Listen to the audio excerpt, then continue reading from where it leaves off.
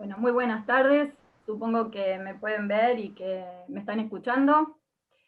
Eh, Como bien decía acá Fernando, este es la octava edición de Tendencias Escénicas, Digitales y Audiovisuales. La temática de este panel está relacionada con el arte en tiempos de cultura digital. Tenemos 6 panelistas de primerísimo nivel, con muchísima experiencia dentro del arte nacional y latinoamericano. Ellos son Emiliano Causa, Brian McKern, Dante Poletto, Diego Alberti, Delfina Helguera y Leonardo Salas. Los 6 van a estar disertando, hablando, discutiendo en formato panel durante 1 hora y media.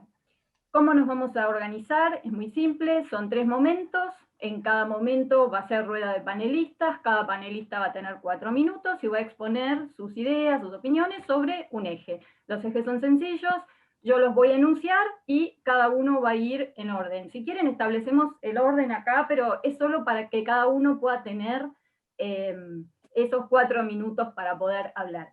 Se supone que si está todo bien, nos quedarán unos 10-15 minutos para después debatir. Todas las preguntas van al chat, vamos a ir apuntando las preguntas y después vamos a responderlas. Lógicamente, yo voy a ir leyéndolas, me va a ayudar mucho Fernando seguramente apuntando y asistiéndome, y las vamos a leer para que los panelistas contesten, ¿sí? Eso es al cierre. Es muy simple. Si quieren, voy a pasar al primer eje. Bueno, no me presenté, mi nombre es Daniela Di Vela, hace 15 años que trabajo en Facultad de Diseño y Comunicación, Universidad de Palermo. Trabajo muy fuertemente, tengo un sector que se llama Producción en Diseño y Comunicación y aparte doy clases en posgrado. Dentro de esta sala hay mucha gente que ha venido especialmente a ver a cada uno de estos panelistas y que trabajan conmigo en programas de investigación. Muy bien, vamos a pasar al primer eje que tiene que ver con la presentación de cada uno de los panelistas. Yo no soy quien para poder presentarlos tan frondosamente como ellos pueden hablar de su propia obra. Así que vamos a pasar a una presentación individual donde cada uno nos va a contar su experiencia profesional y personal de vínculo con el arte, y específicamente si es que posee algún tipo de orientación o perspectiva en vínculo con la cultura digital, o cuál es ese lazo si es que lo tiene. Bueno, si queremos, bueno, ahí podemos largar, si queremos seguimos el mismo circuito. Emiliano, ¿querés empezar? ¿Qué es? Bueno, bueno. Estás primero en la lista, si quieren pasemos otro. No, como quieran, arranquemos. Dale, Este va a ser más avanti, ágil. avanti. Voy a compartir ahí un poquito como para ir ilustrando un poquito lo que voy contando. Me resulta más práctico. En principio, lo que yo quería, nada, con Biopus, digamos, yo soy parte del colectivo Biopus, que este año cumple 20 años de trayectoria, que arrancó en el año 2001. Y nosotros, bueno, tenemos una larga historia que arrancó un poco sobre todo con lo que eran videoartes, cerca del año 2001, 2002. Después, para el año 2003, empecé a hacer una serie de trabajos de net art muy chiquititos, algunos vinculados con cuestiones como algoritmos genéticos, y otros con cuestiones, digamos, por ahí de simulación física o cosas por el estilo, muchos vinculados a la música, o también metiéndome con el tema de los fractales. Y después de haber pasado también por una performance con un par de músicos y un par de cosas, empezamos a hacer instalaciones interactivas, arrancando por una que se llamó, bueno, Sensible, que lo voy a poner acá para que lo vayan viendo y le voy a sacar el volumen a esto. Que esto lo habremos hecho en el año 2005, entre el 2005 y el 2007 más o menos, creo que en el 2007 fue, que empezamos a hacer, bueno, pantallas sensibles al tacto de gran tamaño, con sistema de captación de movimiento propio y con ciertos sistemas muy precarios de vida artificial, simulación de sistemas vivos, ¿cómo se llama? Con la simulación del ecosistema, que hacía música en tiempo real, sonaba de esta manera. Virtual que produce a su vez diferentes ambientes musicales. La música que se está escuchando era música que se producía a partir de la evolución de ese ecosistema. Bueno, y con esto de a poquito fuimos creciendo cada vez más en formato de instalaciones, empezamos a trabajar cada vez más con el formato de instalación interactiva. Yo diría que hoy día y desde hace muchos años hacemos sobre todo arte interactivo, digamos que es como nuestro eje, y llegamos a hacer obras, digamos, de muy gran formato como Uturuncu, que habremos hecho hace 3 años más o menos. Sí, no existe. Bueno, que ya era una instalación interactiva con inflables y de unos no menos de 150 metros cuadrados, con varios proyectores, con mapping, en donde aparecen cuestiones de, digamos, de sistemas de partículas o cosas por el estilo, pero que también hay como toda una serie de discursos vinculados a cuestiones de la contemporaneidad. Bien, y nuestra última obra, que después voy a contar un poquito más en detalle, que le hicimos ahora en el 2019, justo antes de la pandemia, en el Centro Cultural Recoleta, que, bueno, que fue una escultura de 80 metros con una serpiente, que bueno, esto tiene todo un sentido que después lo voy a contar más en detalle porque viene uno de los temas que vamos a tratar. Pero bueno, también una escultura mapeada que se podía recorrer, que tenía sistema de captación. Así que podría decir que, bueno, básicamente lo que nosotros más nos estamos dedicando es al arte interactivo, utilizando, digamos, medios digitales, pero siempre con una articulación entre el espacio físico y lo digital. Digamos, nosotros hemos abandonado un poquito el espacio de lo meramente digital para meternos muy fuertemente con la cosa física y con la participación del público dentro de nuestros trabajos, ¿no? Que es uno de los puntos que más nos interesa. Bueno, y dejo un poquito la palabra al resto entonces.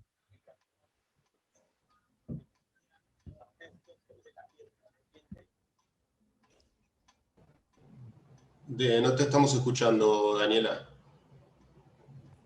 Estás en mute de nuevo. Disculpen. Dije que me toca la tarea ingrata de estar marcando los tiempos y que agradezco un montón a Emiliano por el cumplimiento del tiempo. Brian, te toca a ti, de acuerdo a esta lista.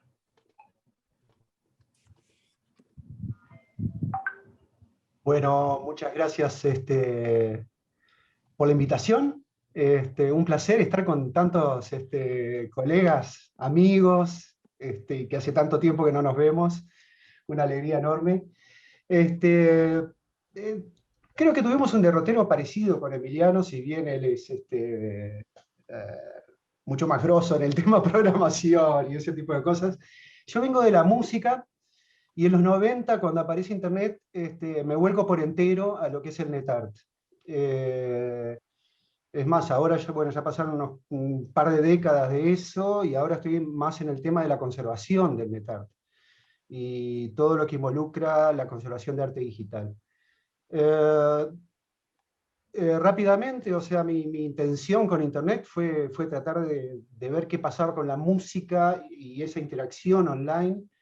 Y de ahí pasé rápidamente al tema de la programación y de la posibilidad de generar multimedia y jugar con interfaces en línea y que fueran reactivas o interactivas.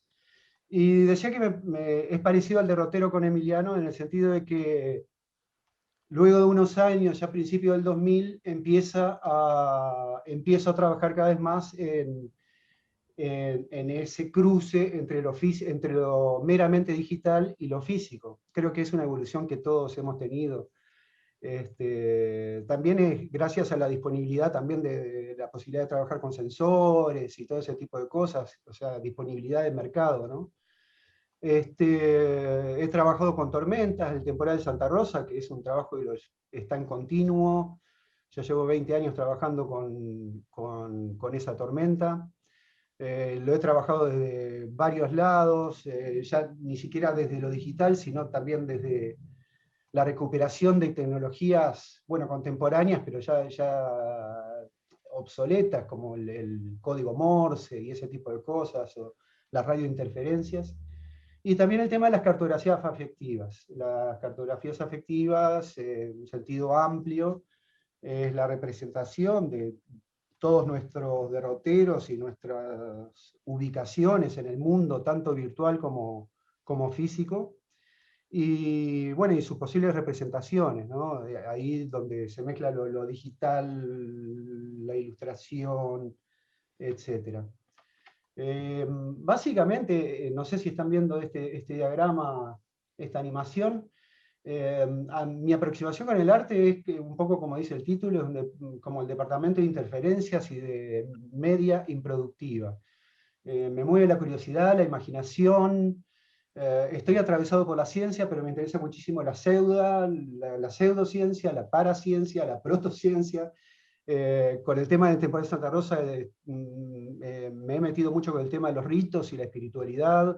Me he involucrado mucho con la ficción especulativa, la percepción subjetiva, la intuición, y sobre todo, que es algo muy de Internet y que después seguiremos desarrollando, las soluciones DIY, el hazlo tú mismo, o los hechizos, como se dice en otros países, y el tema del saber popular, el resolver y el reconfigurar hardware ya de mercado, pero siendo utilizado para otras cosas. Creo que ya estoy a tiempo, ¿no? Súper bien, súper bien. Están súper encapsulados, son súper densos, pero de muy cumplir la ricos. agenda. Muy geniales, no, geniales. Bueno, me encanta. Dante, si andás por ahí. Sí, sí, aquí estoy. Bueno, mi derrotero en verdad se diferencia un poco de lo que plantearon tanto Emiliano como Brian. Yo provengo del campo de las artes visuales y en verdad mi trabajo en el momento que me relaciono con lo digital estaba vinculado a la instalación. Siempre me interesó el tema del cuerpo, el espacio y la memoria. Y en ese contexto yo producí una serie de instalaciones gráficas de pared, donde lo que trabajaba era la narración, eran los bucles narrativos, y obviamente apareció en un determinado momento la idea del hipertexto como forma de articular justamente estas narrativas por medio de lo sonoro, el texto y la imagen, por supuesto. En continuidad con estas experiencias que siguieron durante ese tiempo, empecé a trabajar con CD interactivos, lo cual me posibilitaba experimentar de manera particular algo que no pasaba en esas otras producciones, que era el tema de la aleatoriedad y de la interacción.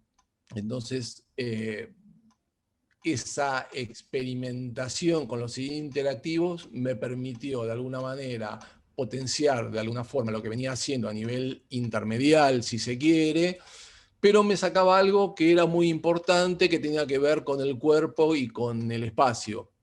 En ese momento es cuando, justamente también como planteaba Brian, aparecen una serie de elementos en el mercado como los sensores que permiten empezar a trabajar con cierta fisicalidad, que era lo que a mí me faltaba fundamentalmente. Es cuando empiezo a trabajar con interfaces físicas y con esta posibilidad del código y la aleatoriedad como una forma de construir un recorrido donde lo lúdico fuera parte de la articulación discursiva. De todas maneras, lo que me pasó con este tipo de experiencia es que siempre que hablábamos de aleatoriedad y que hablamos desde el tema del código, estamos hablando de algo que está absolutamente controlado, ¿no? A su vez yo venía trabajando con formas muy básicas de tecnología. Esencialmente había más que descubierto, encontrado un objeto muy particular que todos conocemos, por lo menos en Argentina, que son esos sensores analógicos, que son esos souvenirs de playa que cambian de color de acuerdo con la transformación del clima, que van del azul al rosa, pasando por una diversidad de estados. Y ahí para mí se abrió un universo muy interesante, porque lo que aconteció es que lo que estaba sucediendo es que la experiencia era una experiencia ya con lo real, era la articulación de un espacio donde se daba un acontecimiento irrepetible, y un acontecimiento irrepetible en el cual, o a partir del cual se producía una construcción de sentido, obviamente siempre en relación con este hipertexto, que a esa altura ya podíamos o podemos denominarlo más como ensamble de heterogeneidades, ¿no? Donde aparecían textos en neón articulados a nivel cromático con esas modificaciones de los sensores analógicos. y obviamente imágenes y objetos. A partir de eso lo que empiezo a trabajar es una instancia heterogénea entre lo que podríamos decir el mundo digital y el mundo analógico. Digo esto porque después en el segundo punto hay algo que me interesa remarcar al respecto, donde aparecía el objeto cotidiano como forma de rescate de una memoria, ¿no? Así que, bueno, esto me permitió a mí desarrollar este encuentro con lo que podríamos decir inespecífico y básicamente con lo que a mí me interesa de manera muy particular, que es la vacilación ante lo real. La vacilación ante lo real como forma fundamental del acontecer estético. En ese momento se da algo muy particular respecto de la tecnología, y es que empieza a aparecer de manera, todavía no lo conocíamos con ese nombre, pero la obsolescencia programada, con lo cual una cantidad de dispositivos que eran absolutamente utilizables y útiles desaparecían, no por la cuestión de la utilidad, sino por una cuestión de mercado. Es entonces cuando empiezo digamos, cuando decido alejarme un poco de todo este universo de lo digital y empezar a trabajar con lo que yo llamo tecnologías sobrevivientes, ¿no? Que son esas tecnologías que lo que nos permiten es entrar en relación con los contextos cotidianos, con las infraestructuras cotidianas, con esas construcciones sensibles de memoria que esas infraestructuras y esos contextos permiten generar. Pero a su vez lo que eso me permitía y que me entusiasmaba de manera muy particular es que lo que se podía ver en esa instancia era justamente la transición entre dos modos tecnológicos, ¿no? Entre una tecnología que podríamos decir venía de la era industrial y una tecnología que se acoplaba justamente a partir de lo postindustrial desde de la cuestión digital, donde de nuevo aparece justamente esta instancia de la vacilación. Para mí la instancia de la vacilación es una cuestión fundamental en mi trabajo. Entonces podría decir que si tuviera que hacer una línea que cruce el desarrollo en este tiempo, podríamos decir que paso de lo intermedial, que es un poco un legado de la historia del arte, de la modernidad, atravieso lo digital desde un modo, si se quiere, distante, crítico o desconfiado, entre comillas, y llego a lo que más me interesa, digamos que no quita lo digital obviamente, pero que es lo que podríamos llamar los ensamblajes heterogéneos, ¿no? Que lo que posibilitarían es No te quiero cortar mucho, pero ya estás excediendo unos minutitos mucho. Ya termino. Entonces decía que en esto heterogéneo lo que permite es el encuentro con la alteridad. Y ahí, digamos, cerraría un poco el recorrido de mi presentación. Gracias y perdón por el exceso. No, el tema es que nos mata el tiempo. Sí, ya lo sé. Es bien encapsuladito. Bueno, muy bien. Creo que sigue Diego. Si estás por ahí. Acá estoy. Bueno. Lo mismo, gracias por la invitación. Recuerdo cuando hace como 6 meses atrás me invitaste al panel y yo te dije, pero no, falta ¿cuánto? ¿Marzo? No, qué sé yo, no, era como muy en el futuro. Acá estamos, así que muy bueno acá encontrarme con todos estos amigos.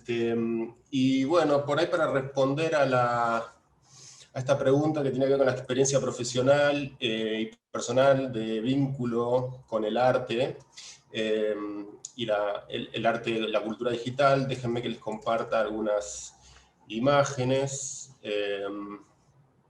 Básicamente vamos a compartir aquí, así les puedo mostrar algunas imágenes directamente de mi página web, si quieren entrar después, es diegoalberti.net. Acá se pueden ver algunos de los trabajos que yo hago. A ver, mi llegada a lo digital tiene más que ver con lo electrónico, ¿no? Siempre de chico me interesó la electrónica y todo lo que la electrónica permitía desarrollar. Mi formación fundamentalmente tiene que ver con el diseño audiovisual. Yo estudié imagen y sonido en la FADU y estudié algo de diseño gráfico también. Y mi carrera más o menos arranca en el 2005, Recuerdo en ese momento haber tomado uno de los cursos más trascendentales y exitosos de la historia del arte con tecnología, un blockbuster total, que fue el curso que dio Emiliano Causa en el IUNA con Matías, un curso de interfaces y arte interactivo. Fue alucinante porque éramos dos en el curso, era Emiliano y yo, así que eso marca un poco nuestro origen, ¿no? Que con Emiliano nos conocemos de esa época, hemos trabajado juntos, yo soy docente también, trabajo en diversas maestrías que tienen que ver siempre vinculando el arte con la tecnología. Aprendí a programar con Emiliano y bueno, me dediqué después también profesionalmente a la programación, videojuegos y ahora estoy trabajando con algunas apps. Pero mi interés con la electrónica tiene más que ver con la fascinación por el dispositivo electrónico, ¿no? Por lo que es capaz la electrónica. Y yo creo que eso tiene que ver con la influencia de mi niñez, sobre todo, ¿no? Haber crecido en los 80, con toda la influencia de las series de robots y de naves espaciales y demás, un poco son donde aparece como mucho mi imaginario, ¿no? Por ejemplo, esta obra que se llama Bybit, es una obra que desarrollé en Telefónica, en el FT, cuando estaba el programa de arte interactivo con Sardón y Alonso. Yo le veo como, es un dispositivo que desarrolla unas secuencias algorítmicas, ¿no? A partir de un algoritmo muy simple genera como hay unas secuencias, y yo toda esta imagen la veo como muy asociada a películas tipo Juegos de Guerra y todo ese imaginario de esa época, que el otro día me enteré que en Juegos de Guerra, para los que la vieron, todo el escenario, toda la parafernalia de NORAD y del lugar donde están las llaves, todo eso es fabricado, no existe en realidad, es como toda escenografía hecha al 100%, me voló la cabeza ese dato. Entonces me la paso investigando cuestiones vinculadas a la computadora fundamentalmente, que es lo que más me interesa, casi que me interesan más las computadoras que las personas algunas veces. Y bueno, entonces todo mi trabajo tiene que ver con eso, con tratar de entender la computadora y ponerla a la computadora a simular, a procesar o a tratar de dar alguna explicación sobre la naturaleza, ¿no? O sea, como que para mí la computadora es de alguna manera una extensión de la naturaleza y por eso me resulta como también interesante. Esta es otra obra, también justo esta fue la obra, la muestra más fallida de mi historia, es como el proyecto más grande, más caro, más sofisticado y para algunos más hermoso que hice en toda mi carrera. Se exhibió en el Premio Trabuco en la Fundación Clem, inauguró el 10 de marzo y el 11 de marzo cerramos la muestra. O sea que prácticamente la vieron algo así como 15 personas. Un proyecto de más de un año, quedó coartado absolutamente por la pandemia. Es un telar digital, es una especie de réplica de un telar donde lo que se combina es esta idea de lo textil como una de las tecnologías más antiguas y todas las vinculaciones que hay entre las computadoras y el tejido, el telar de jacquard, los núcleos de ferrite, en fin, una cantidad de cosas ahí como que me llaman como mucho la atención. Y creo que eso es todo por ahora porque ya estoy viendo mi cronómetro y estoy en 3 minutos 52, así que les dejo los 7 segundos al próximo orador. Gracias. Un genio, con cronómetro, gracias. me muero. Muy bien, muy bien. Bueno, creo que seguimos con Delfina, no sé, Delfi, si andas por ahí. Sí, estoy acá. A ver. Muy bien. Yo no traje nada para compartir, de imágenes. Acá les habla la directora analógica. Yo no tengo nada que ver con la tecnología, pero a ver, ¿cómo les va? Buenas tardes. Pero los escucho a ustedes y me maravillo. Yo soy la directora del Museo de Arte Español, Enrique Larreta, que depende del Ministerio de Cultura del Gobierno de la Ciudad de Buenos Aires. Tengo a mi cargo una casa de 1886 con una colección permanente de obras de arte del siglo XV, XVI y XVII. Así que lo mío por ahora viene por ahí. Que no quita que la tecnología lo enriquezca y que el cruce sea muy interesante, pero no tengo por ahora... Tuve muy poco, tuve muy poco cruce con la tecnología porque la tecnología implica una inversión, ¿no es cierto? Así que bueno, yo en realidad les hago un brevísimo derrotero. Yo en realidad me recibí de letras, vengo de la literatura, entré a trabajar en el mundo del arte hace muchos años y hice de todo, dirijo también una licenciatura en curaduría y gestión de arte y bueno, trabajé para una casa de remates muy importante, Sotheby's, que es la que me marcó.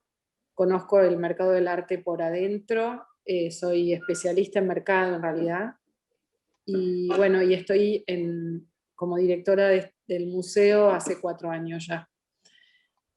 En lo público además, yo pasé de lo privado a lo público, estoy en la gestión pública hace 4 años y bueno, es todo un tema.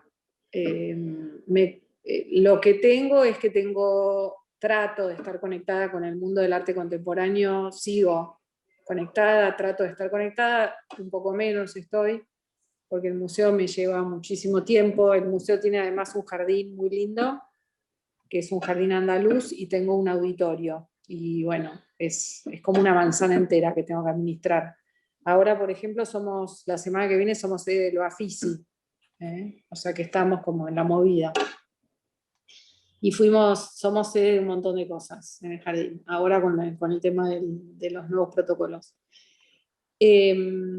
La tecnología, yo soy fan de Sardón, fan de lo que mostró Emiliano, fan de ustedes, del premio, de lo que salió en Premio Clem, pero para mí, en el museo, ahora es como muy difícil implementar algo así. Me encantaría hacer el cruce entre las obras del siglo XV y XVI con tecnología.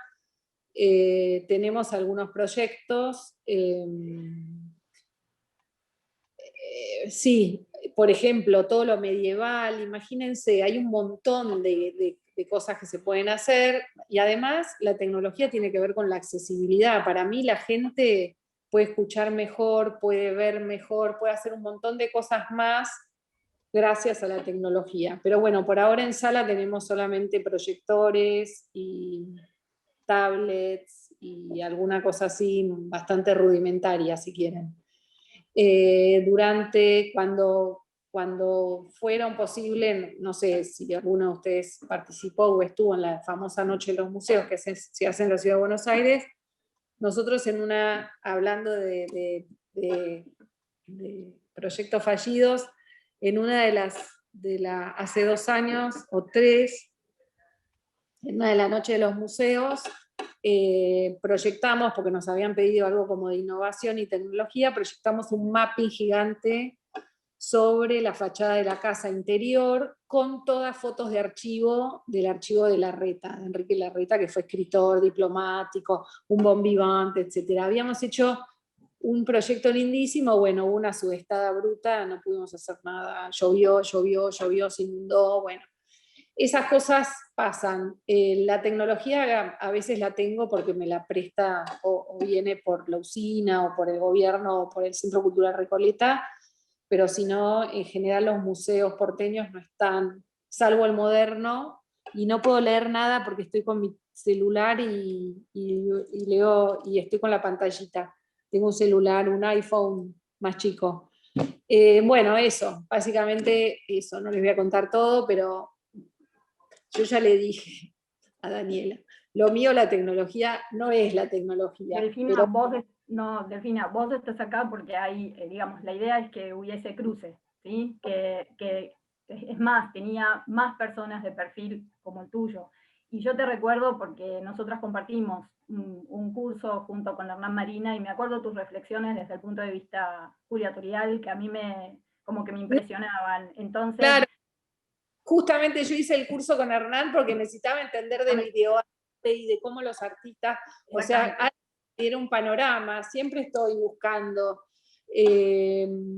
Pero lo que les quiero decir es, por ejemplo, yo me acuerdo de un Arteba, yo no sé si era era la obra de Emiliano, había una obra que tenía sonido y colores, que uno movía, era increíble. No sé, a ver. ¿sí? ¿En el 2008 puede ser? Sí, en el 2008, cuando todavía Sí. ese tipo de obra no era tan común. Era sensible, sí. Sí, muy linda, muy linda. Era una obra preciosa que yo se la recomendaba. Entren y experimenten.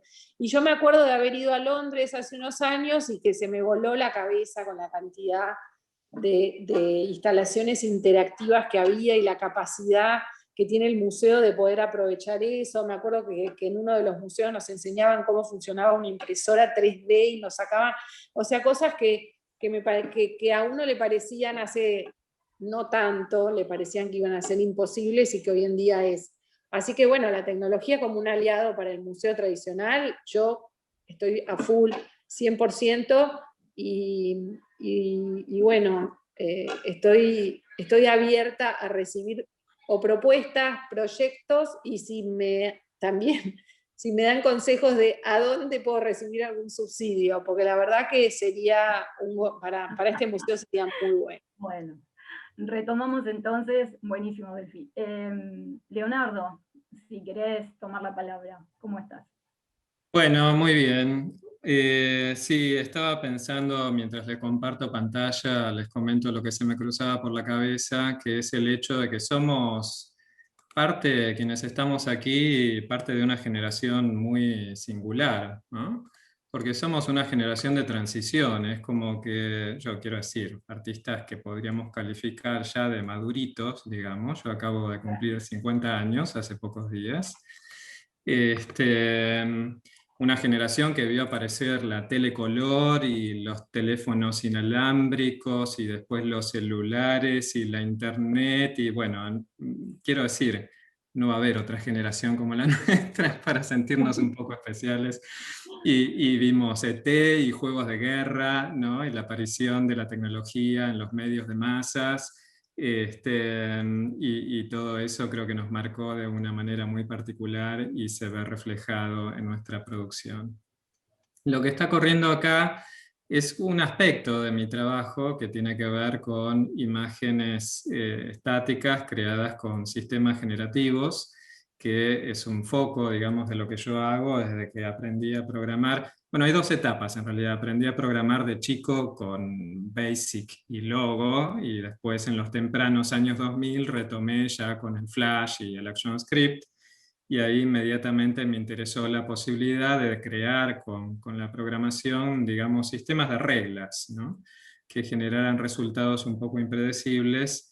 Y estas imágenes son algunas muestras de distintos tipos de sistemas que usan componentes geométricos, agentes autónomos, partículas, etcétera, etcétera, distintas aproximaciones y combinaciones de imágenes preexistentes, etcétera, etcétera.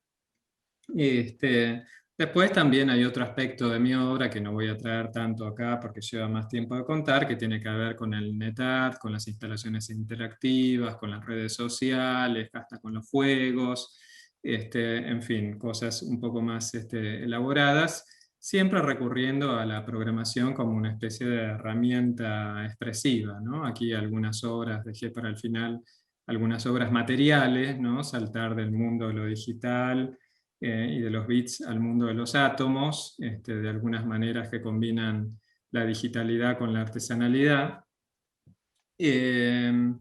Y bueno, si les da curiosidad, más de esto se puede ver en mi sitio, que está, como suele suceder, como es casi obligatorio, horrendamente desactualizado, digamos, que lo último que está acá ya tiene como 2 o 3 años, pero así todo, bueno, hay un poco de historia en solaz.com.ar.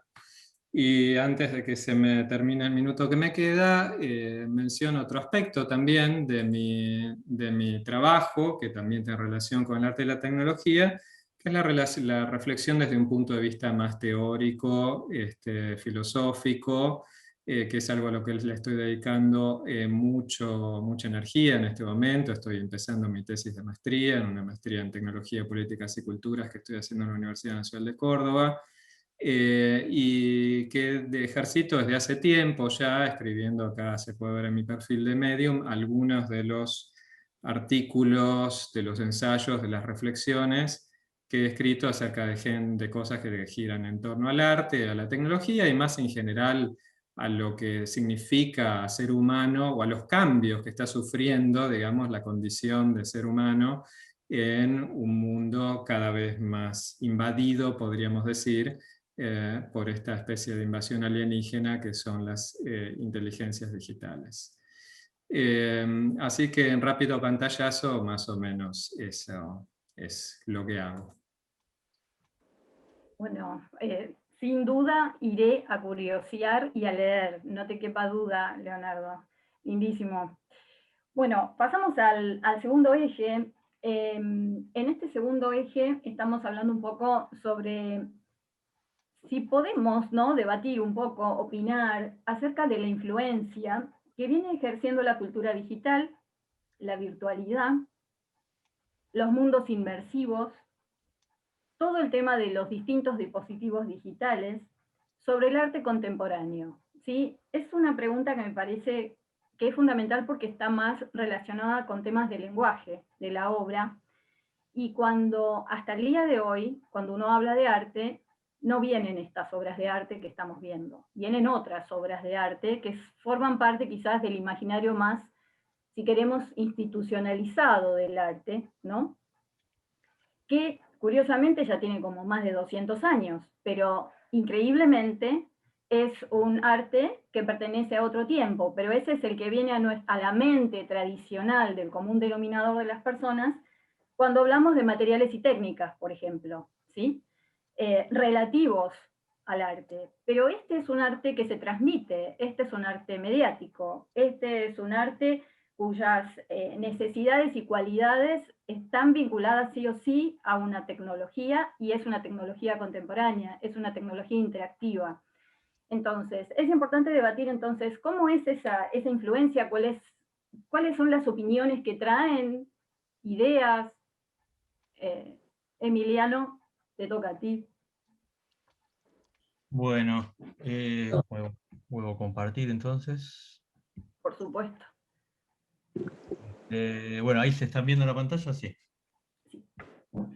Bueno, esto es un eje que yo armé hace muchos años, que lo vengo cambiando, lo he contado muchas veces, así que voy a ser escueto para en realidad dar lugar a otra cosa que yo calculo que los que seguirán también discutirán otras cuestiones de esto.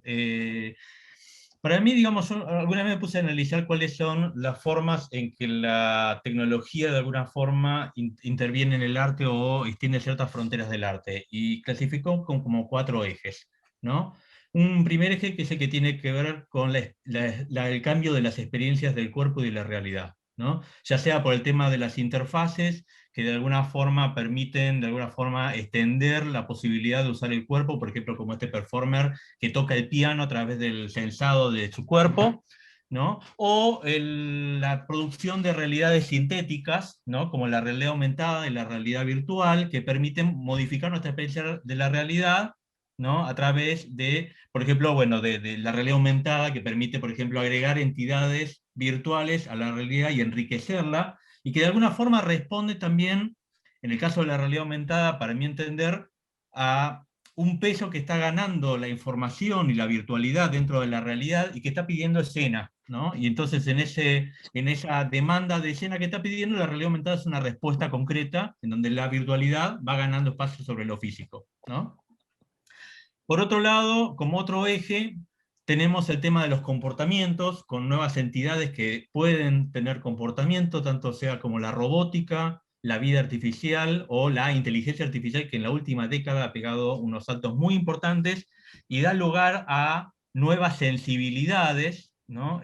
Bueno, acá tengo, en este caso, obras de robótica, pero también hay casos de trabajo de inteligencia artificial en donde pueden imitar la estética humana ya de una forma casi indistinguible, ¿no? Y que también, digamos, ponen en discusión toda una serie de discusiones poshumanistas, digamos, ¿no?, respecto de qué pasa con estas nuevas sensibilidades. Leo sabe mucho más que yo y es especialista en este tema. Después podemos, como otro eje, meternos con el tema de los dispositivos y sistemas de representación, con todo lo que tiene que ver con la visualización de información, con lo que es el arte generativo, con la tangibilización de información, con todo lo que tiene que ver con el Big Data, como un elemento que está ahí dando vuelta para después ser representado por visualización, y por último, con lo que tiene que ver con los métodos constructivos, como último eje, con los sistemas de prototipado rápido y diseño paramétrico, las impresoras 3D. ¿No? Esto es un gran pantallazo. Ahora, si yo hago un enunciado de todo esto desde un mero punto de vista apologista, digamos, ¿no? como tecnocrático, diciendo, bueno, todas estas son bondades y novedades que nos traen las tecnologías y que vienen a enriquecer el arte, me estoy corriendo de un eje que tiene que ver con que el arte de alguna forma, sobre todo el arte contemporáneo, tiene muchas veces una mirada que a veces es una mirada crítica vinculada también al capitalismo que habitamos, ¿no? Y también tenemos que desde ese punto de vista plantearnos qué lugar, o desde qué lugar el arte hace una mirada de estas tecnologías, teniendo en cuenta que las tecnologías son uno de los elementos más importantes del poder hoy en día, ¿bien? Entonces, por ejemplo, en esta pandemia que hemos vivido, si yo me meto con el tema de las experiencias de la realidad y el cuerpo, y con la cuestión de las interfaces, este año que pasó, que nos transformamos todos en pantallitas, y como dicen algunos, se aplanaron nuestros cuerpos, de alguna forma hemos sentido el dolor de la interfase, ¿no? Hemos sentido cómo esa virtualidad ha dejado en evidencia el dolor de la ausencia, ¿no? De la ausencia del cuerpo, de la ausencia del otro, ¿no? Y entonces, ¿en qué medida, por ejemplo, el lugar del arte tiene que ver con empezar a problematizar y discutir estas cuestiones, ¿no? O sea, con plantearnos las interfaces, pero plantearnos las interfaces también desde este lugar del dolor, ¿no? O cuando hablamos, qué sé yo, de las nuevas sensibilidades que estamos hablando, del lugar del hombre frente a la naturaleza, de los sistemas de producción, ¿no? En qué medida esas nuevas sensibilidades tienen, ¿no? qué sé yo, nuevos derechos, traen nuevas problemáticas, qué sé yo. Bueno, en definitiva, abro el juego y dejo lugar al resto porque me parece que estoy pasando de tiempo. No, el cronograma, esto del cronómetro me mata, pero la reflexión sobre el dolor de la interfase yo la comparto, pero al 100 por 1000, así. Esto de la virtualización, si bien amo todo el tema tecnológico, como que superó mi posibilidad de sostenerlo, ¿no? Bueno, muy bien. Brian, Sí, contigo. sí, por supuesto, da para hablar. Creo que entraría más dentro del próximo eje, hablar de esta situación presente y tan contemporánea, ¿no? Yo quisiera irme un poco para atrás, a los 90, y ver qué era lo que proponía el mundo digital al que, como decía Leonardo, somos una generación híbrida, o sea, veníamos de una cosa totalmente física, con muy poca disponibilidad de acceso de información, dependíamos de los vinilos, de libros, de cosas físicas y de amigos que viajaban y nos traían esa información, a estar totalmente conectados. ¿Y cuáles eran los paradigmas que surgían a partir de ese mundo? Y dentro de esa curiosidad, como les decía anteriormente, ¿no? Cuando accedíamos a esas nuevas tecnologías y estábamos conectados. Yo creo que lo principal que sucedió es, y es un poco el tema del mercado del arte, también de por qué el arte digital es un poco como el hijo bastardo del arte, es el tema de la ubicuidad del objeto. Algo que ahora está volviendo, después de tantos años, décadas, mediante el NFT, que también es algo para hablar después, a que sea un objeto único, el objeto digital, ¿no? Pero en los 90, nuestra bandera era justamente la ubicuidad del objeto, era la ausencia de la pérdida del aura y todas esas cosas de las cuales se hablaba. Otra cosa que me gustaría agregar es el tema que no se habló, es el tema de la comunidad y la colaboratividad. O sea, los 90 fue muy marcado, fue fuertemente marcado por el tema de la construcción de comunidades creativas y colaborativas. Algo que había mencionado antes, también el tema del do-it-yourself, que es algo que es de todo el siglo, pero que también se vuelve como primera cosa, porque sobre todo por el tema de la obsolescencia programada, que viene a ser cada vez más rápida. Entonces, bueno, ¿qué hacemos con ese hardware que se va volviendo muy antiguo o en desuso muy rápidamente, aceleradamente? Me gustaría mencionar el tema de la transmutación del dato. O sea, al entrar en el mundo digital, por ejemplo, escaneamos una imagen, programamos mediante MIDI músicas o sampleamos, etc. Pero todo eso, esa fisicalidad pasa a ser, a estar dentro del mundo de lo virtual, de la información, ¿no? Electrónica. Y ahí es muy fácil entonces empezar a generar operaciones donde las imágenes pueden ser sonidos, los sonidos imágenes, los textos, etcétera, y puede haber incrustaciones programáticas que también modifiquen esos objetos. Entonces ahí se genera todo un mundo que es muy interesante de investigar. Y lo que nos lleva también a las cuestiones de la representación, o sea, ¿qué es la representación? A mí me gustaría hacer también como una especie de digresión y referirme a que todos estos paradigmas y estas cosas nuevas que surgían en los 90 con esa disposición que teníamos nosotros, que éramos como navegantes y exploradores de un nuevo mundo que entrábamos a confrontar, o sea, ahora se vive una situación más de inmersión entre lo virtual y lo físico, pero en ese momento lo físico estaba separado, había como una membrana que nos separaba, que era la pantalla, ¿no? Creo que también se hizo como una especie de balance del siglo en los 90, gracias a Internet. O sea, un poco, sobre todo el tema del NetArt en los 90, lo que hace es recopilar las propuestas y los manifiestos de prácticamente todas las vanguardias del siglo XX. O sea, desde el dadaísmo para adelante, pasando por bueno, la abstracción, el arte geométrico, la serialización, la música serial, bueno, el pop art, el collage, el situacionismo, bueno, movimiento fluxus, el arte conceptual, etcétera, etcétera, etcétera. En los 90 se concentra todo y se dispara, se genera sobre esa plataforma en la cual estamos todos conectados y todos aprendiendo también, poniéndonos al día, porque había mucha de esa información que dependía, de nuevo vuelvo a decir, de libros físicos, de bibliotecas, en las cuales, por ejemplo, acá en Montevideo no teníamos prácticamente nada, o sea, teníamos que contar con muy buenos amigos, y ir juntando fragmentos de información y de conocimientos que teníamos entre todos y poder lograr una especie de... Por ejemplo, ahora es muy fácil estudiar a Delia Derbyshire o el workshop de la BBC de los 50 y principios del 60. Pero en ese momento lo conocía un crítico, por ejemplo, y era una información manejada y celosamente guardada, porque también ahí dependía un trabajo, o sea, había gente que vivía de tener determinada biblioteca, y contactos, etcétera, etcétera. No sé, a mí me gustaría como ampliar un poco lo que se ha presentado, lo que presentó Emiliano, así muy taxonómicamente, agregar toda esta parte social, comunitaria y de construcción, y sobre todo de recopilación de todo lo que pasó en el siglo pasado, pero además de un ver qué es lo que pasa a partir de ahora. Básicamente es eso, no quiero seguir, o sea, esto lleva como para muchas charlas, pero, o sea, cada uno de los puntos que dije, o sea, abren universos. Todos, Lamentablemente cada nos llevan uno. muchísimo tiempo, pero quería como enunciarlos, y bueno, por lo menos para que la gente pudiera seguir investigando, si le despertaba la curiosidad, poder seguir investigando después por su cuenta, ¿no?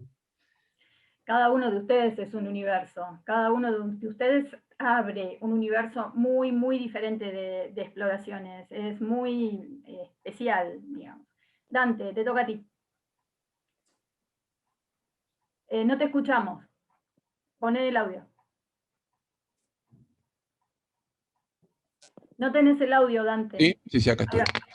Quería retomar un poco la línea que viene trabajando Brian. En principio, retomar esa idea de los 90 como la eclosión de lo que era la utopía modernista, ¿no? Ahí se concentra justamente eso. Internet es un poco la utopía modernista que se ve expresada a través de ese dispositivo, lo cual es para analizar seriamente, sobre todo en relación con lo que dijo Emiliano, en relación con ciertas cuestiones del capitalismo cognitivo y demás, pero creo que no es cuestión para esta instancia.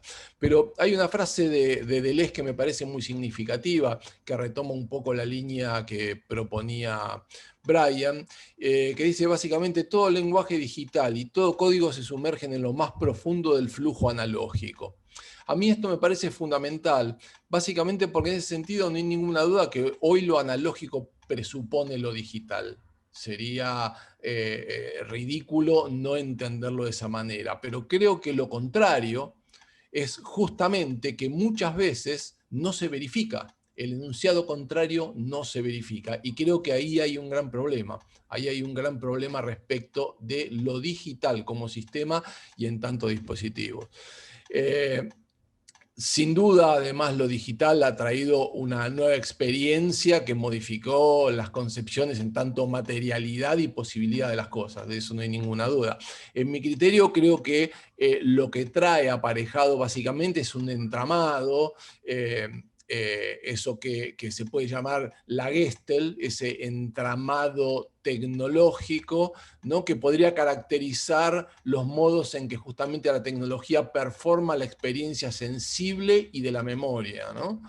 En el marco de la realidad, justamente, que es uno de los temas de esta instancia. Y en ese marco creo que los gestos y las orientaciones de lo cotidiano, justamente, se ponen en relación con las operaciones que se articulan a partir justamente del arte particularmente y de los dispositivos tecnológicos más específicamente. Para mí, en ese sentido, creo que el ensamblaje de medios y soportes analógicos y digitales, de materialidades, lo que posibilitan es no una realidad aumentada, que eso nos remite directamente a lo tecnológico, sino una realidad expandida, que después lo voy a explicar y voy a presentar un trabajo particular de esto que estoy hablando, tanto de el ensamblaje heterogéneo como esta idea de realidad expandida. Esa realidad expandida lo que permitiría es un espacio crítico respecto de justamente estos dispositivos y estos sistemas, dado que nos encontramos en este momento en un momento muy particular.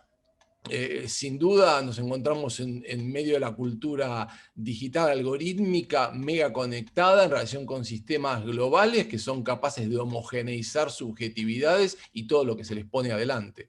En ese sentido, creo que hay un marco desde la práctica artística que es muy interesante, o que por lo menos es una de mis prácticas en este momento, que está vinculado con habilitar el conocimiento situado, a partir justamente de estos entramados analógico-digitales que permiten mapear un estado de situación, verificarlo, pero además vinculándolo con cartografías que posibilitan dar cuenta de las transformaciones que se van operando en tiempo real, entre comillas, ¿no?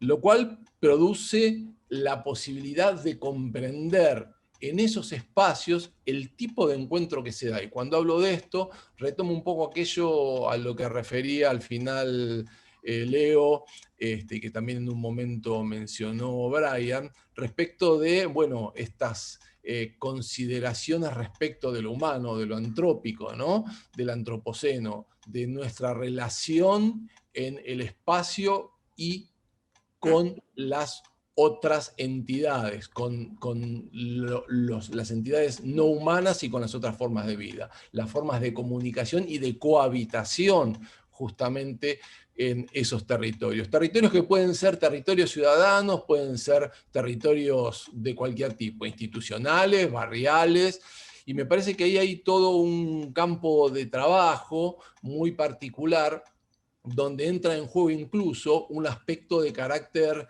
jurídico. Ustedes saben que hay países que han incluido en su constitución a la naturaleza como ser de derecho. Entonces, si estamos pensando justamente en que hoy la vida sobre la Tierra, lo humano, y esta posibilidad de considerar esas entidades como instancias de derecho modifica conceptualmente justamente nuestras operaciones sobre esas entidades y con esas entidades.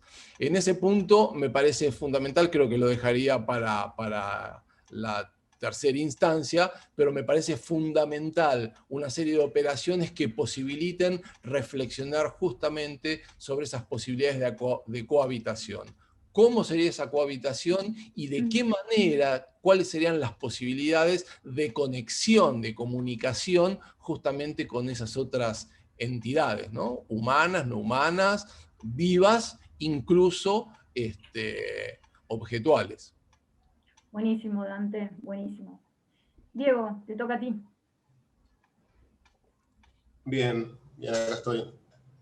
Bueno, yo también pensando un poco en preparar esta presentación, armé acá un pequeño texto, les leo así como algunas de las ideas que estuve pensando. A ver, déjenme poner esto. Y me preocupa porque lo conozco a Emiliano de hace tiempo, y Emiliano es una persona, perdón que te nombre de vuelta, Emiliano es una persona súper optimista, y acá te encontré como con un tono un poco más así como preocupado, pero que justamente lo que decía Emiliano, lo que decía también Brian, un poco también lo que decía por ahí Dante, tiene que ver con justamente lo que está ocurriendo en relación a estas nuevas tecnologías, ¿no? Entonces, lo que yo pensaba es que, en principio, el arte contemporáneo expiró como concepto. O sea, el arte contemporáneo no existe, si es que alguna vez existió. Y esto se debe a su naturaleza como depósito de valor, ¿sí? O sea, el arte contemporáneo caduca ante la existencia de bienes intangibles con mejores características para la comercialización, traspaso y resguardo. Esos son los NFT, ¿no es cierto? Entonces, el arte contemporáneo está necesariamente atravesado por la lógica del mercado, ¿sí? O sea, los artistas se construyen, se entrenan, se publicitan como productos, aunque sean de buena calidad o no. Como fuere, las producciones contemporáneas responden fundamentalmente a la lógica del objeto puesto en el mercado, ¿no? Objeto no en el sentido de una cosa tangible, sino el objeto tangible o intangible. Acá para mí hay que separar el arte, yo lo puse entre comillas y con mayúscula, que es toda la producción incluida hasta la modernidad. O sea, toda la producción artística previa a los 90. Justamente ahí coincidiendo con un poco lo que decía Brian, lo que él planteaba alrededor de la década del 90. El arte contemporáneo sería como una segunda división que no trasciende, no profundiza, no denuncia ni siquiera le aporta belleza al mundo. O sea, no es que piense que todo el arte contemporáneo tenga esas características, sino que a mí me resultan a veces las más sobresalientes.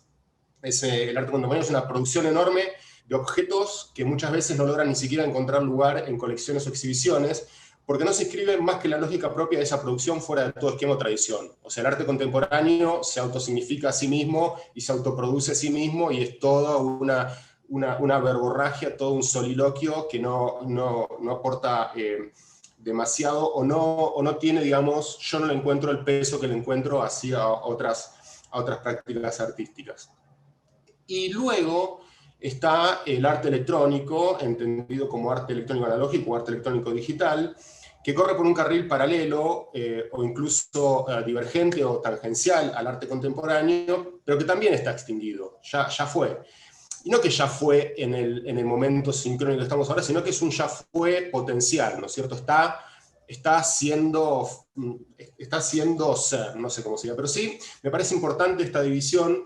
No es algo que yo planteé, sino que es algo que, o sea, mejor dicho, yo lo tomo de Adler, de Jasmine Adler, que ella lo plantea en su libro, esta idea de que el arte electrónico, por lo menos en Argentina, y el arte contemporáneo son dos cosas diferentes, y ella lo plantea en función de muchos autores que plantean esa idea, y me parece que también eso es acertado, y haber leído el libro me dio como una especie como así de tranquilidad, de decir, listo, esto es así, no hay arte contemporáneo electrónico, son dos cosas completamente diferentes. Un ejemplo de esto que digo tiene que ver, para mí, con la muestra Thinking Machines que se hizo en el MoMA, que es una muestra que se hizo hace unos años, donde se exhibieron piezas de producción electrónica, producción informática, productos del área informática, pero no de una perspectiva contemporánea, sino más bien desde la perspectiva moderna, ¿no? Esto es decir, bueno, la modernidad produjo todas estas cosas. Y el arte electrónico sería como todo ese arte que aparece delimitado entre el video, como el origen de ese arte electrónico, y todas las demás prácticas que conocemos y que ya se fueron mencionando, como las interactividades, la robótica, la informática, etc. Entonces, los NFT aparecen para dar lugar a un nuevo arte en el que convergen lo mejor de ambos mundos. Aparece por primera vez en la historia el concepto de original de manera irrefutable. O sea, cada pieza es potencialmente única e irrepetible, y esa condición no puede ni siquiera ser discutida. Eso es así por definición. No puede ser alterada, no puede ser cambiada. Sí se puede destruir, y eso es importante. O sea que estas piezas, además, aparecen coincidentemente, ¿no?, entre comillas, con un cambio de paradigma donde la sociedad se mueve hacia una lógica de descentralización. O sea, piensen en esto, ¿no? Desaparecen las galerías, desaparecen las ferias, incluso van a desaparecer eventualmente los museos, perdón, Delfina. Esperemos que no desaparezca en Larreta, porque es un museo, la verdad, impresionante. Además, empiezan a desaparecer lo que sería el espacio habitable, ¿no? Es lo que cambia radicalmente con toda esta situación ahora de pandemia. Entonces, pensemos en las actividades como actividades presenciales, como ser el trabajo, la escuela, o incluso esta charla, dejan de tener sentido presencialmente. Incluso la medicina ya está, no hay más necesidad de ir al médico. Eso es muy tremendo para muchas cosas. Entonces, para mí es interesante pensar las posibilidades de una producción artística digital, en tanto y en cuanto el Neuralink ya es un hecho, ¿no? Esa es para mí otra realidad, el hecho de poder conectar a personas por vía neuronal. Entonces, esto lo que permite es la posibilidad más inmediata, en lo más inmediato lo que va a posibilitar es la producción e investigación artística que esté centrada en la producción de experiencias, pero que ya superan la noción de lo virtual, porque se vuelven reales en la conciencia de quien lo percibe. Ya no hay interfase, entonces esa experiencia vivida es, para el que la recibe, real, y el arte va a empezar a pasar por ahí. Es algo así como los recuerdos implantados de los réplicos en 2049 o en Blade Runner, o las vivencias que se contrabandeaban en Strange Days, en la película no me acuerdo del actor ahora. Y creo que hasta ahí, me estabas por interrumpir, ¿no? Creo que ya se me cumplió mi tiempo, estoy viendo ya son varios minutos, así que ahí corto, la seguimos después. Pero confiaba en el cronómetro. Gracias. Sí, seguro. Creo que, bueno, que esta lógica de la desaparición o de la desmaterialización de muchas cosas en realidad tiene que ver con una transformación, ¿no? O sea, hay un poder transformacional que tiene el arte y que está teniendo toda esta época que, bueno, que es muy movilizante. Por ahí mencionabas a Jazmín, yo la había invitado, pero bueno, estaba ahí preocupada y no pudo estar con nosotros. Bueno, no sé si por ahí estás, Delfina, si querés aportar a este eje. En realidad mucho para aportar no tengo, porque no es mi área. Bueno, si querés, ¿querés que hable Leonardo? Sí, más allá de que obviamente que la cultura digital, la virtualidad y los dispositivos digitales son parte de los museos hoy en día, y que por más museo histórico que seas, tenés que incorporarlos y ver cómo hacer para convivir con, o integrarlos, como dije, pero lo mío no es, así que lo dejo a Leonardo, sí. Muy bien. Leonardo, todo tuyo. Bueno, bien,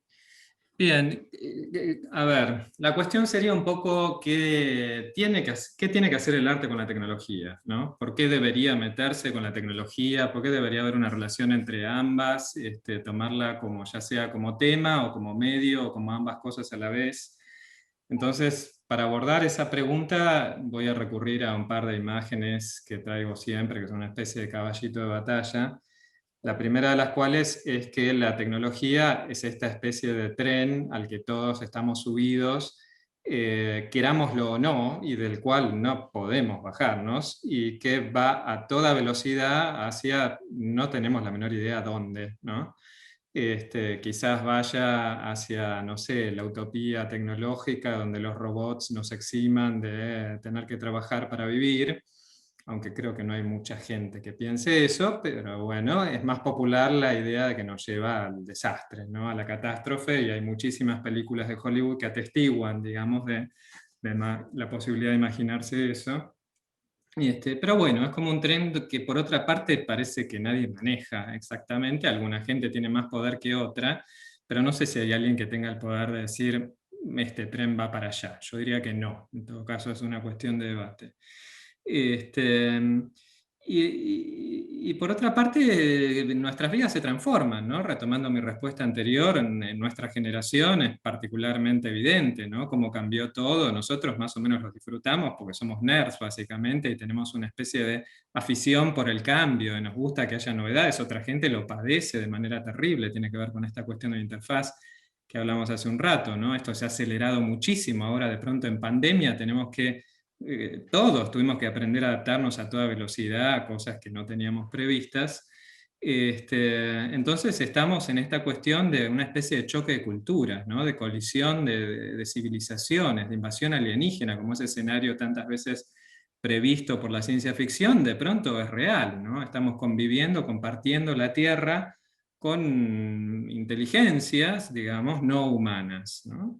Con la única diferencia de que, bueno, no bajaron de un plato volador, no hubo ese momento clave del encuentro cercano al tercer tipo para seguir con las películas que nos formaron, sino que se fueron introduciendo a poquito, disimuladamente, al abrigo de la familiaridad que uno tiene con lo que uno mismo inventó, ¿no? Entonces, con esa hábil estrategia, ¿no? Van conquistando el mundo y ocupando cada vez más espacios de poder, porque ya el mundo no funciona, ¿no? Sin estas nuevas criaturas, digamos, con las cuales compartimos la civilización. Entonces, esa es la situación en la que estamos, como inventando nuevas maneras de vivir, nuevas maneras de ser humano, nuevas maneras de vivir nuestras vidas cotidianas a partir de las modificaciones que introducen estas nuevas criaturas. ¿Qué tiene el arte para hacer ahí? Bueno, ayudarnos a pensarlo, ¿no? Ayudarnos a vivir. Ahí hay otra tesis que yo sostendría, que es que el arte, ¿qué es el arte? ¿O qué sería idealmente el arte, ¿no? Más allá de esas realidades de las que hablaba Diego, que a veces van un poco en contrario. Idealmente para mí el arte sería una forma de pensar. Y una forma de pensar muy singular, muy particular. El arte piensa de una forma distinta de la filosofía, de la crítica cultural, de las charlas de café, digamos, piensa en acto, digamos, ¿no? Poniendo cosas en el mundo que son cosas y al mismo tiempo son una reflexión acerca de esas cosas y de otras cosas, ¿no?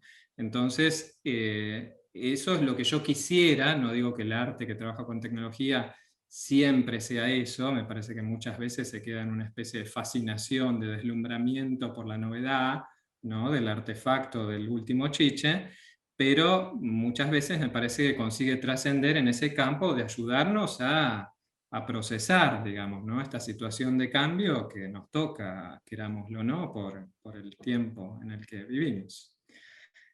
Eso. Muy fuerte. Bueno, les cuento algo. Tenemos que cerrar 17:30, por más que entramos unos minutitos excedidos, producto del corrimiento de la comisión anterior. Podemos hacer dos cosas.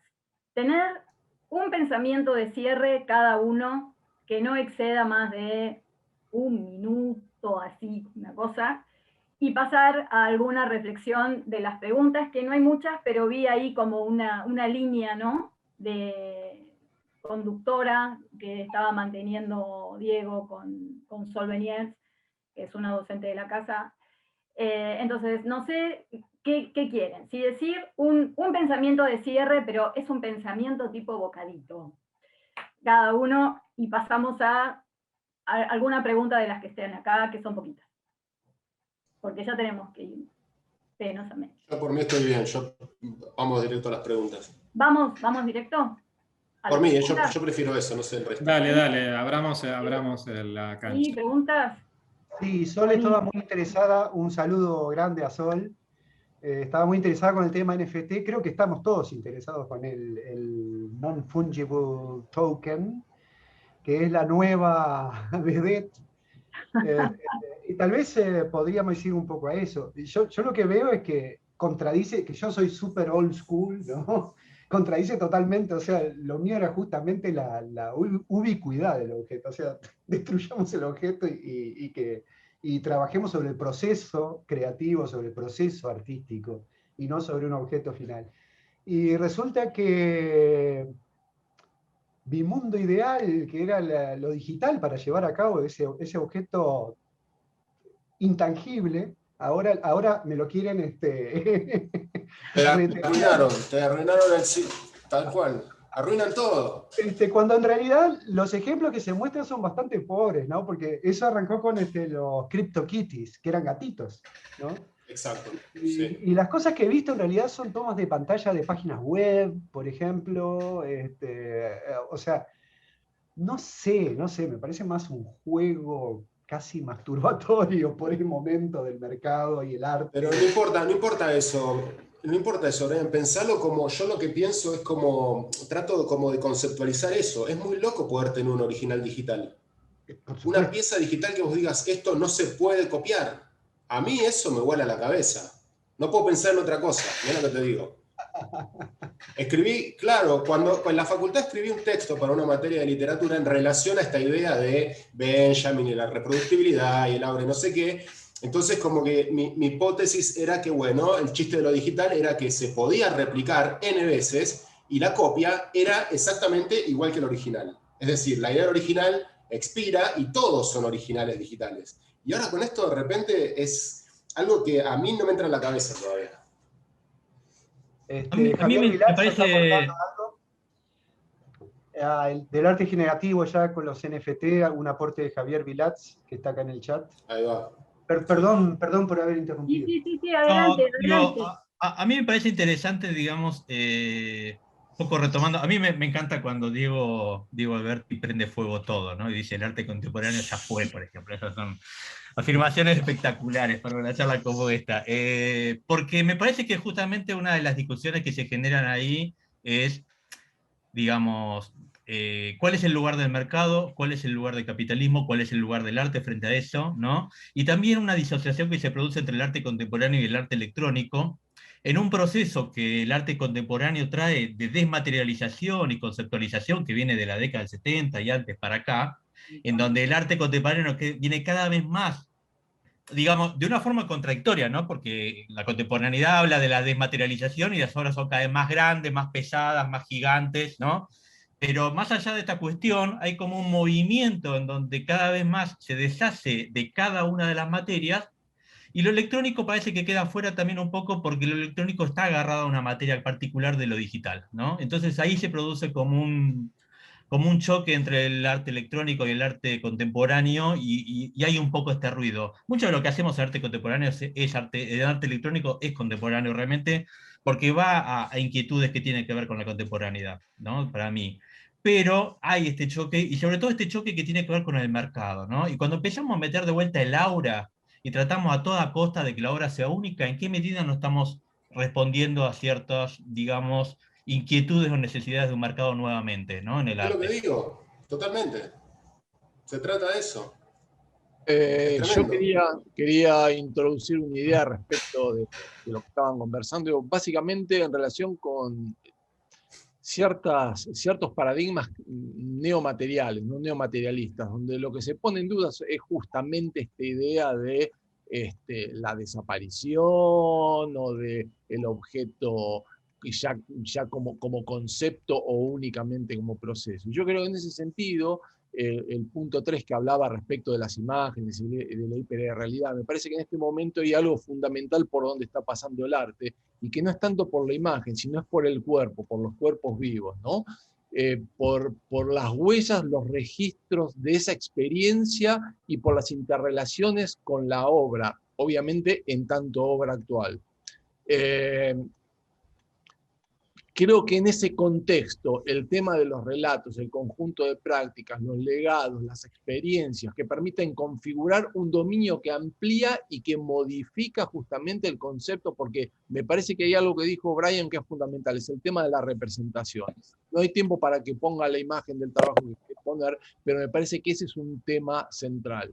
Y el tema de la representación ya es imposible de ser pensado a partir de la individualidad o de ciertos poderes fácticos, sino que debe ser pensado a partir de otras instancias. Por eso introducía justamente esta relación con lo no humano, ¿sí? Pero incluso con lo colectivo, donde todas estas formas caerían en desuso para pensar desde el mercado de arte al arte contemporáneo o a todas estas categorías de las cuales se hablan, que yo creo que ya a esta altura del partido no significan absolutamente nada, y nos pondrían realmente a repensar más el arte en un sentido de una acción sobre el mundo en relación justamente con esa cohabitación que produciría modos de existir en el mundo, no de representar, no de objetos únicos, no de situaciones que tienen que ver justamente con un mercado o con una economía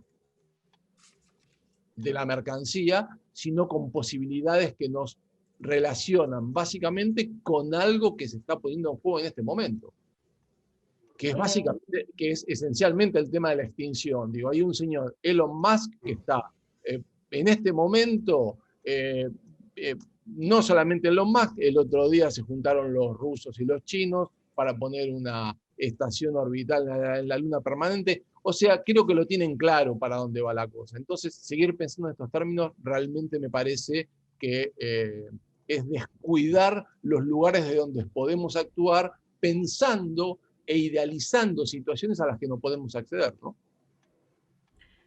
Casi estamos entonces volviendo a foja cero. Es como una visión ya antropológica del arte, esta cuestión del ser en el mundo y de expresar en el mundo o modo de pensar es casi ya la visión más llana, la más antropológica, la más esencial.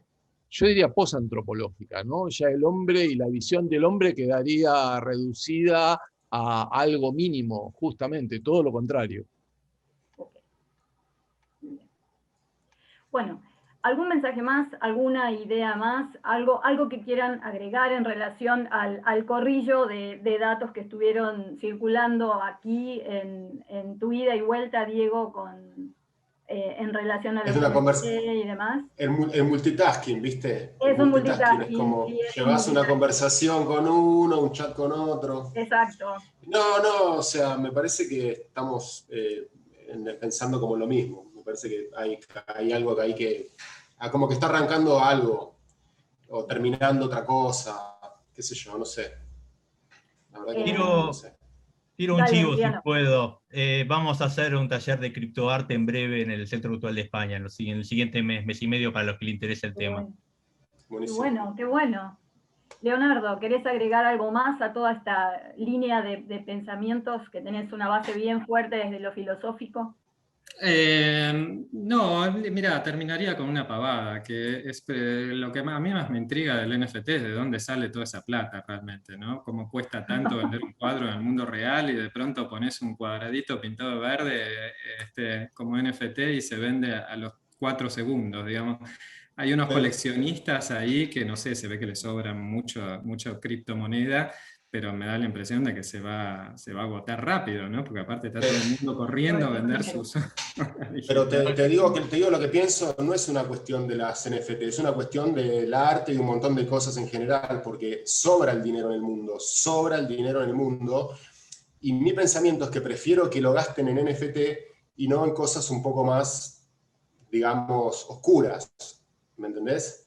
Esa es mi gran preocupación. Y por eso es que le doy como, me copa el NFT y gástense todos los miles de dólares que quieran en comprarse un gatito feo el otro día veía esta que es como un kimono, ¿vieron ese del kimono? Miles de dólares y bueno, está bien, prefiero que lo gasten en eso y no sé. Digamos que contribuye a la sensación de que el mundo virtual tiene alguna relación con el real, pero es una relación un poco misteriosa, es como una versión alucinada, como una versión un poco de pesadilla, ¿no? De sueño. Agarrá todas las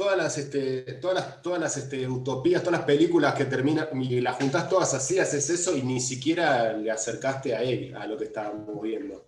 Sí, yo creo que el Bitcoin es justamente el paradigma de la desaparición de la materialidad que hace a las relaciones humanas, justamente, que es el valor, ¿no? Y la concentración de ese poder en una serie de especuladores que manejan código y que justamente traen como consecuencia una serie de efectos económicos particulares sobre este mundo. Interesante. Estamos cerrando nuestro tiempo, así que lo único que puedo decir es mencionarlos a cada uno darles un gracias gigante a Emiliano Causa, Leonardo Solás, Diego Alberti, Delfina Helguera, Brian McKern y Dante Poletto. A ver, esta mesa fue de lujo, me encantó el debate, espero que nos volvamos a ver de este modo y del otro modo, por favor, porque yo no me resigno a la cuestión solamente de la interfase digital. Como dijo Emiliano, me duele el tema de la interfase. Ahí lo antropológico te mando el original. Y bueno, sí, me ahí es donde lo antropológico te hace cosquillita. Exactamente, sí, o me liquida. Entonces, estamos en el minuto 29. Más que un aplauso y arruinar un poco el ruido, con ruido este momento. Buenísimo, me encantó, espectacular. Gracias. Bueno, un gustazo. Hasta la próxima. Un gustazo. Estos amigos. Un beso para todos. Abrazo a todos. Un Un gustazo. Adiós.